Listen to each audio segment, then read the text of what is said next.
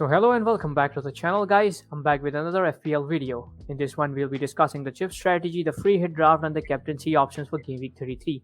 I've got here with me the FPL boys. So boys, tell us about yourselves. Hey, hi, Gad. Thank you for having us here.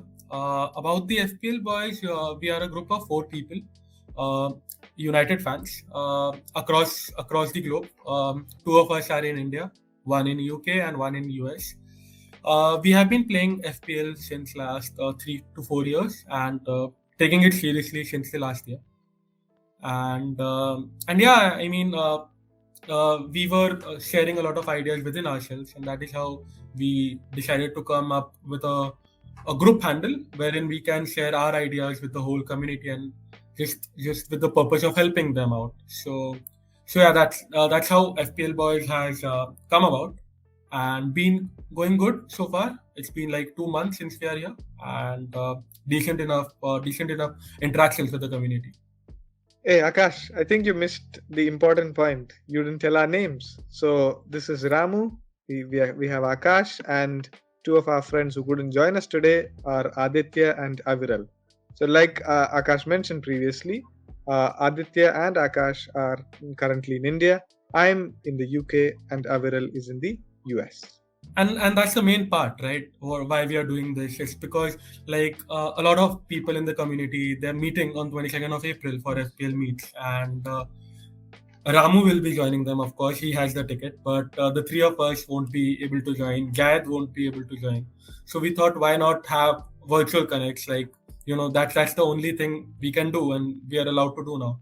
So that's how we came about this plan, and Gad also invited us for the video, and so yeah, here we are celebrating the FPL meets by sharing some chip strategy and a free hit draft as well. So guys, thank you for joining us. Let's dive into the chip strategy for game week 33. So a lot of managers are planning to use their free hit in game week 33, and most of the managers would use their chips in the upcoming game weeks. So we prepared a strategy for all of you who have their chips left, because these chips are usually a deciding factor for the rank. So guys, let's discuss about the chips. Sure, let's start with the chip strategy. So we have listed down the permutation and combination of the chips that most of the managers might have. Let's start with the first one, that is 2 free hits left. So what we think is we have to shape the first free hit for game week 36. Why we are saying that? It is basically to balance out the impact that your rank will have, because a lot of the managers will be using their bench boost in that game week, right? So it might result in a great fall in your rank. So just to balance that out, you might want to save your free hit and choose the correct players or the right players in that. So if I am bench boosting in 36, I might I might not be able to have Salah, KDB, Kane all in my team. But if I am free hitting in that week, I'll be able to select the right players. So free hit in game week 36 is the first one. The second one is maybe you can use it in 33 or 38. Why we are saying or 38 is because now of the Manchester United form. And yes, Manchester United form. Why we say that is because we also suggested United Bruno captaincy last week didn't pay off. United haven't been playing good football in the last week or so, 2 weeks or so. So yeah, I mean, having 3 United assets is was the way to go on the free hit 33. But now, are we confident of having 3 United assets? What do you think, Ramu? 3 United assets in 33? Yeah, also considering the fixtures, Akash, that one game Norwich I think should be an easy fixture, and I'm expecting more goals in that. But considering Liverpool is the other fixture, and I do not know which United would turn up against Liverpool. I hope that they come across as the, what do you say, fighting United who will be beating Liverpool. But considering the form of both Liverpool and United, I wouldn't risk 3 United assets as part of 33. Right, correct. So that's why we are just keeping 38 in mind as well. Why 38 is because of the league state. By then we might have the league decided. Also, all the games in 38 start at the same time, so there are possibilities of having leagues beforehand, so that um, we can decide the team accordingly. And also the games are pretty good. I mean, all the good teams. I mean.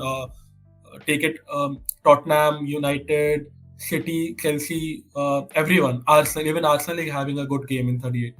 So Also, in my opinion, you won't be needing a bench in the free hit, so you really allocate the budget into those. correct As we funds. have a lack of assets, so we can really allocate that budget into the top players in game week 30, 38. So that can be a great advantage in playing free hit in that one. Exactly, That's right. exactly, rightly pointed out. So that was the first option. The second option is about having two free hits left and a bench boost left as well. Here, the obvious one is the bench boost. You have to use it in 36. It's the best game week. Obviously, we don't have the Manchester City information yet. We might have it in a week or so, whether the game is going to be the double game week is going to be in 36 or 37. So once that is decided, we can focus down on 36 more. But if Manchester City is playing in 36, then it's the best game week to bench boost your team. The other two free hits can be used in 33 or 37, and we are keeping one for 38 because of the obvious reasons that we discussed earlier. Why 37 is only because of Manchester City game. If it is moved to 37, then we might want to free hit in 37 as well. Any thoughts, guys? What do you think? What are the best options? So I think that like Akash has just mentioned, I think these 3 game weeks that we have going forward, I think these 3 are pretty nailed on because the fixtures we already know majority of the fixtures that are fixed. So it's just about we just need to finalize as to what game comes in which game week out of 36 and 37. So it's just that uncertainty that remains right now, but the picture is quite clear. So there's no chance of any, because again the season is just coming to an end. It's not like they'll postpone it towards the end of the season. We are actually at the business end of the season. So I think 36 and 37 would be deciding game weeks in terms of the league positions at the top of the table as well as the bottom of the table. So expect, like, what do you say, differential captains to come out, exceptional performers coming out of different teams and all that. So I think it's at the same time it's a bit exciting, but at the same time it could also prove that okay, somebody makes a very, what do you say, tricky choice, and it could actually pay off as well. Yeah, that is the case. And talking about game week 36, on paper it looks like the best per game week to use a chip. Let's say it is the bench boost or the free hit. You can really get on those assets that are really good and performing well. So I think game week 36 stands as one of the best game week to use the chip, either be a bench boost or the free hit, whatever you've got. Also, the triple captain can be something people can consider for the 36.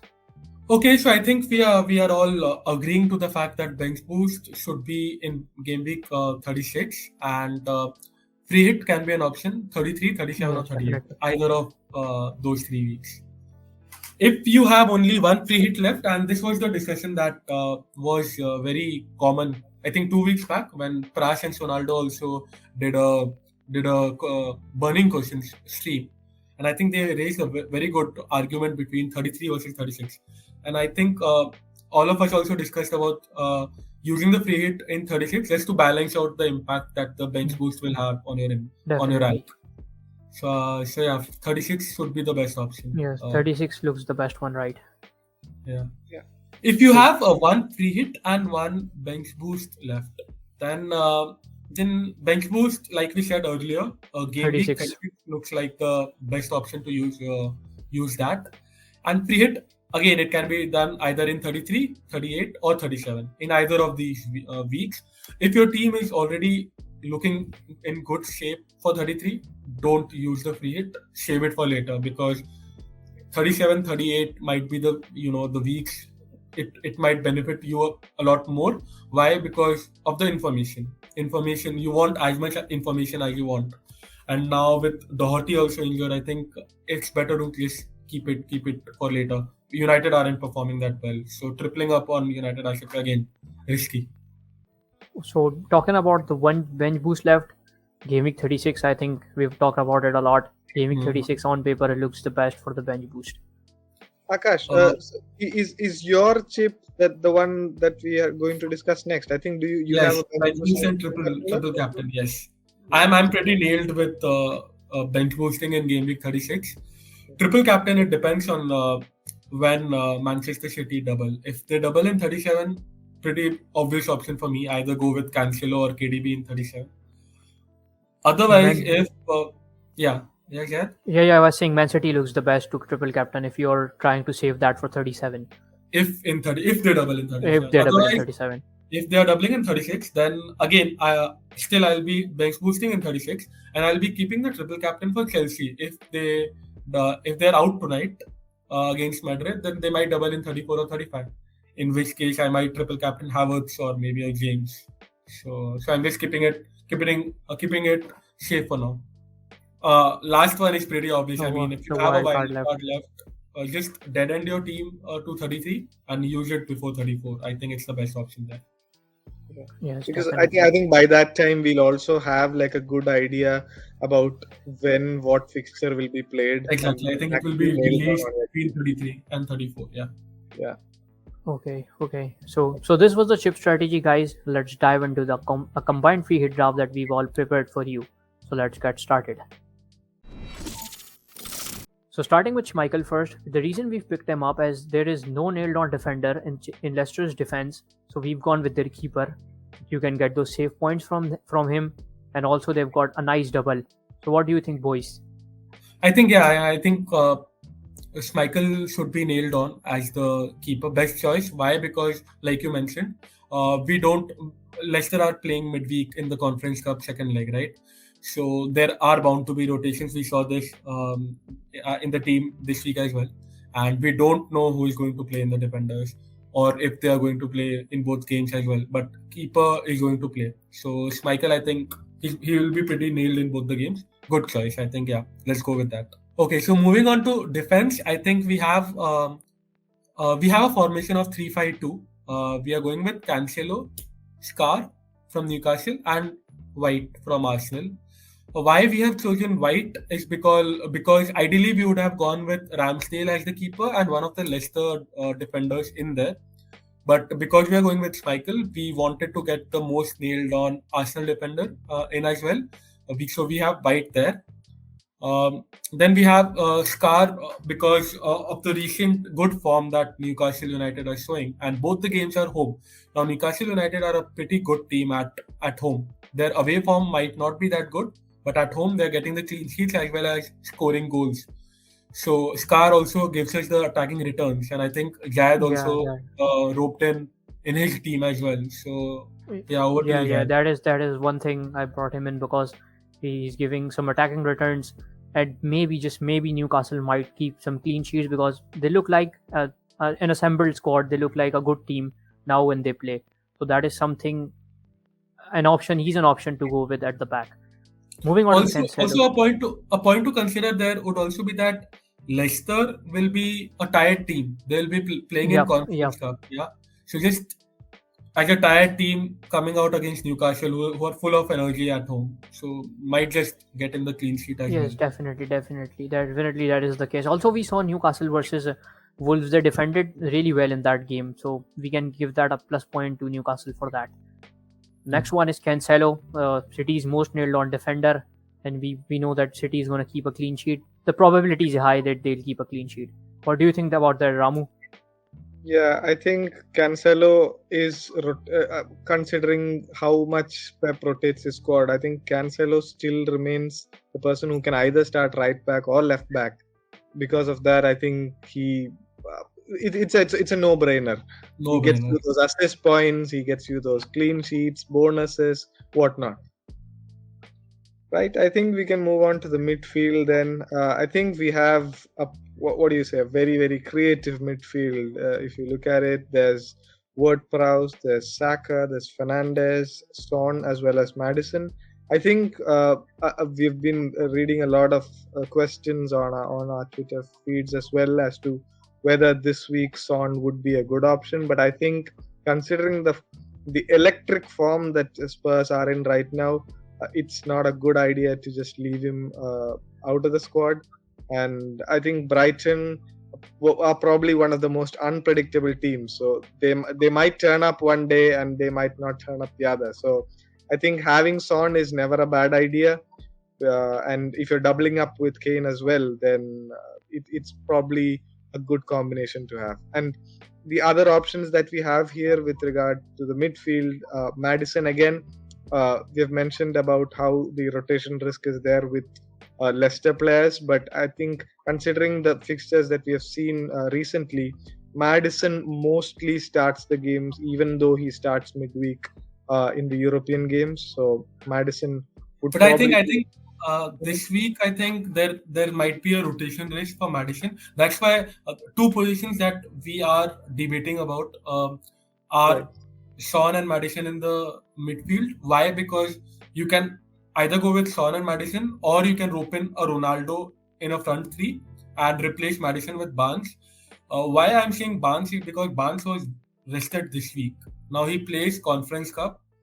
If there is one midfielder in Leicester City that has a high probability of starting both the games, I think it is Barnes. Madison started Conference Cup. He started the weekend game as well. Now he most likely he'll start the Conference Cup again. So he might be a rotation risk in one of the games. But I think if you want to go with the nailed on, then I think most probably Barnes should be there. Okay, one But thing yeah, I that's want to add here. Barnes and Madison. Yeah. One thing I want to add here that Madison is probably attackingly more nailed on than Barnes. Although Barnes might start, that is the case, but Madison, due to his set piece role and the free Absolutely. role that he runs around with the ball a lot, and is almost found in the central role or sometime on the wings too. So that is the case that gives him an advantage over Barnes. But Barnes, as you said, might start, and that makes him more nailed on just because he's starting. But yeah, it's a debate to be had. Yeah. Yep. Yeah, I think we were just mentioning about set pieces, and when we talk about set pieces, how can we forget the man on the left, James Ward-Prowse? So he has two really good fixtures. Arsenal are not really the Arsenal that we have been seeing over the past couple of weeks. They're not very defensively, stable as such. So there's plenty of set piece opportunities there, and against Burnley as well. Burnley are, as we all know, in the relegation zone, and probably not a very good opponent to have at this point of time in some situations, but they're vulnerable. They're very vulnerable. So probably Ward-Prowse could just come in and grab a lot of points for you. And it's a home game, right? I think Burnley have conceded around 10 goals in the last 3 or 4 home games. They don't have a good record. Even away, Burnley have won only one game away since game week 26. And that's why if you see in the free draft, we have completely ignored the double of Burnley. We don't want to go there. And it's a game to target. So Ward-Prowse, I think, against Burnley should be a good option. Also, our friend, one of our amigos, Scotty, it's his favorite player. So we're just having him here. That is the case, right? Oh, this is one of the reasons that Burnley is bad form. We haven't gone with Hope at the back, as you mentioned, Akash. That's right. And I think the last two defenders that we're mentioning, definitely not the least. Saka, probably the only attacking outlet that we can trust at Arsenal at this point of time. Of course, Martinelli had a goal chalked offside and all that, but I think Martinelli has a rotation risk at left wing because Smith Rowe is also in quite good form. So I think Saka definitely starts both the games, considering Arsenal do not have any other cup competitions. So Saka definitely walks into our team. And our captain for this game week, as per this draft selection, is again Bruno Fernandes. Norwich, very, very exciting fixture. Liverpool, probably a risky choice, but I think it's worth the risk because, again, if you go with one United asset, it definitely needs to be Fernandes more than anybody else, because we all know the potential that Fernandes has in terms of FPL. So it's undeniable. Might be on penalties too. Yeah, might be on penalties too as well. So probably that's quite a creative midfield. Lots of assists, goals probably coming our way. Moving on to attack, I think Kane is pretty obvious there. We don't have to explain why to bring him in. Just bring him in and leave it till the end of the season. The next one that we are going with is ASM. I think he had a really good game this weekend. What do you think? I Yeah, I think agree. pretty unlucky I to agree not that. have a goal. Yep. He was really creative, and he looked threatening with the ball at his feet, More than like good. he I always think does. more than good. Yeah, he always does look threatening with the ball at his feet with his dribbles. I would agree with more than Wood, because I personally think that if you look at stats, ASM versus Wood, Saint Maximus still has a better conversion rate, and I think Wood has just 2 goals since he's joined Newcastle. So he hasn't been that spot on. Saint Maxima, you see he can create. He's got that creativity threat. He's really good with the long shots, and we might see sometime long ranges from him too. So I think Saint Maxima is a better choice than Wood, despite with Also on Wood being on counter, the right? penalties. Also on Yep, yep, counter. I mean, yep. Leicester are not a team to sit back. They will go. They will attack at you. Definitely, So if they are attacking, who better on a counter than ASM? We saw it last game as well. He almost scored. I think ASM might just be the one to go for this week. Just And might be a differential. It's just a gut feeling. right, and I think one point as well, the second fixture that Newcastle have this week is against Crystal Palace. So I think we have probably seen most of the Crystal Palace games. Crystal Palace at home and Crystal Palace away are kind of like two entirely different teams. So Newcastle have the Crystal Palace game at St James's Park. So Saint Maximan might be in for a haul. It's long overdue. We know those goals and assists haven't come, but I think he's their most threatening attacking player. I think, like we were just mentioning about Chris Wood, I think he's probably just the same Burnley striker, but he just wears the Newcastle jersey. But it's probably just like that. It's just as risky as taking a Burnley striker like Weghorst. Weghorst. Oh, Hmm. Exactly. Yeah, we've had enough of Weghorst, haven't we? yep, yep. We've I had didn't. enough of him. I didn't go there. That was Only one nightmare having just him in the one team. point I wanted to make about Martinelli is that I think Southampton play a high line. They have been They do. playing a high line in the last few games. And if there is one player from Arsenal who can take advantage of that high line, it's Martinelli. I Good know point. there are doubts about his minutes and all that, but I think Arsenal look a terrible team without him. He's the person who responsible for all the press up front, and we saw without him what happened against Crystal Palace. So I think Martinelli must be nailed. So if you go either with Saka or Martinelli, it's your choice, but both are very good options. I don't think both are. We can go with anyone. Yeah, Martinelli is a really good option. yeah, and I think I saw the Brighton game as well. I think Martinelli even dropped into left back for a while, and then but still he was having that impact on the game. So that's undeniable that he has an impact on the game whichever position he plays. But let's see if he gets us those attacking returns. All Yeah. right, so we haven't invested a lot on the bench. The reason is that we won't be needing these subs. I personally think that because we've allocated all the budget and the players on field. So I guess We this have was we the have free hit Justin draft. just in case Yep, if any of the yep, player missing. We yep, have Justin. We have Collins. yep. So this was the free hit draft we've prepared for you. Let's get on with the captaincy options for the week. So our captaincy picks for game week 33 will be Bruno Fernandes, Harry Kane, and Saint Maxima. Why we are picking Bruno Fernandes as the front runner for the captaincy option is because as we know, most of the United attacks go through Bruno Fernandes. He's central to almost all of them. He might be there on penalties as well, and I don't think Ronaldo would start both games. I think his minutes might be managed, but Bruno Fernandes is pretty nailed.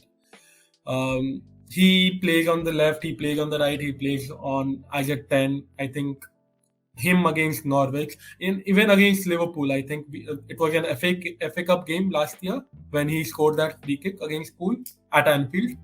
So I don't think he's a bad option against Liverpool as well. So we might be up for a haul, and he just might be the differential option we are looking for an upside.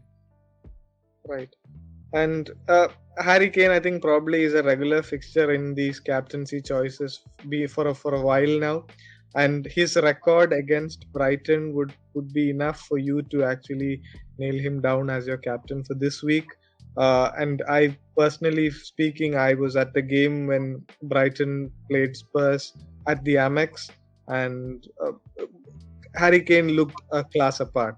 So his attack, his vision from by dropping deep into the midfield and creating those chances for both Kulusevski and Son could get you those assist points, and we know how good he is when he gets those shooting boots on. So Harry Kane, no brainer, just go for it. So the third one is the differential captaincy option, Saint Maxima. We've talked about how he's very good at the counters. Teams playing high line, he can be a really real big threat to them. And his dribbles, his ability to shoot from long distance, he can be one great differential option for the week. So this is it from the video. We've had a really good chat about the FPL Game Week 33. So how was your experience, boys? Pretty good, man. I think enjoyed your company, enjoyed the discussion we had. More than the discussion today that we had, I think just finalizing the free hit team in the last 2 days, interacting with you, pinging you regularly, it's been good. And with the FPL meets also coming up soon, I think it's the right time to interact with as many people as we can in the community. Just increase the friendliness and the bonding between all of us. So it was pretty good from my side. Right. Ramu? Yeah, I think just like Akash said, before the real what do you say, face-to-face meeting that I'll probably be having with the FPL managers. I think just to have a prelude to that online with you guys, it's been a pleasure, and I think we're looking forward to more of such videos. And I think as part of the community, I think it's just about giving more and more back to the community rather than anything else. Rightly. So I really enjoyed talking with you guys. Thank you for joining us. Please follow the boys and subscribe to the channel. Thank you all for watching. Thank you, everyone. Thank you, Jay.